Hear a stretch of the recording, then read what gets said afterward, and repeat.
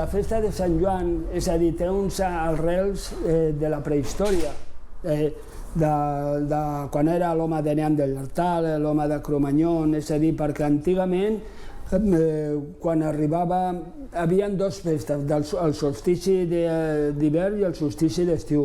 El solstici d'hivern, per exemple, que és pagano totalment, antigament la gent se reunia, s'acomiadava, se despedia, perquè venia el fred i vivien en cavernes i això, i feien una festa molt gran com dient la meitat de nosaltres no sobreviurem a l'estiu. I feien una festa trista, molt trista, perquè la festa de Nadal en si és de recolliment, de família, de despedida, de tristesa en el fons. Llavors estava l'altre solstici d'estiu, que és tot el contrari. Se reunien perquè deien hem sobreviscut, és a dir, arriba la calor, i feien una festa molt gran, molt gran, molt gran, i ja d'antigament, perquè llavors el déu que havia en aquells anys del Paleolític, hi havia dos déus, la lluna i el sol.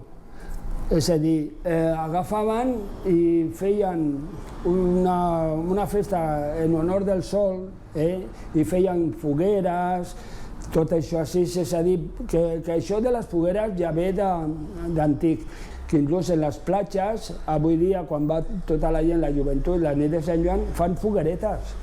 És a dir, a les ciutats ja no permeteixen de fer fogueres a les ciutats, però a les platges es veuen petites fogueretes i clar, és llançar petards, o sigui, és la tradició de Sant Joan.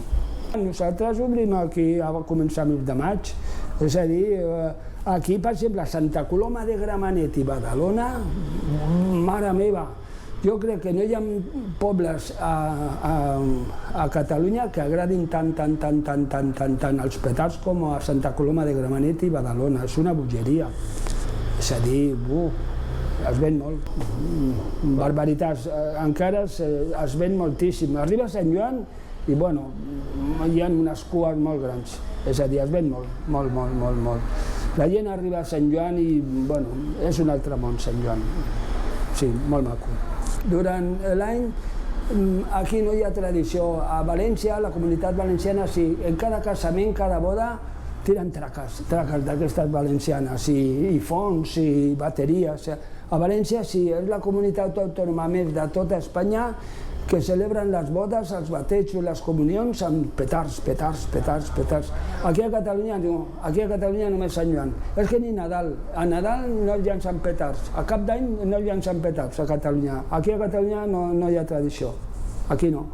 Havíem obert el mes de desembre, però és que no, per a veure si agafam tradició de llançar petards per Nadal i cap d'any, no, res, Sant Joan. Sobretot els nens, o sigui, els reis de la pirotècnia són els nens, o sigui, totes les coses petites, això, fontetes, és a dir, fonts d'aquestes així una miqueta grans, ja per Sant Joan, o sigui, els 3 o 4 últims dies de Sant Joan ja venen la joventut de 18, de 20 anys, i llavors ja es porten els petardos aquests grossos.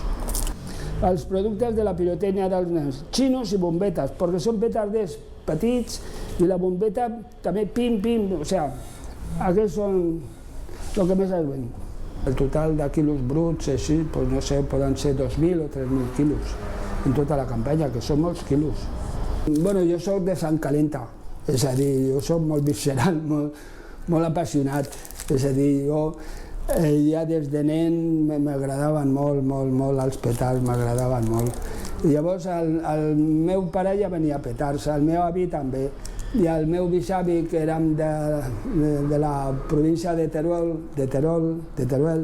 ell anava pels pobles de Teruel amb un carro i llançava a les festes focs artificials en els pobles, quan era la festa del poble.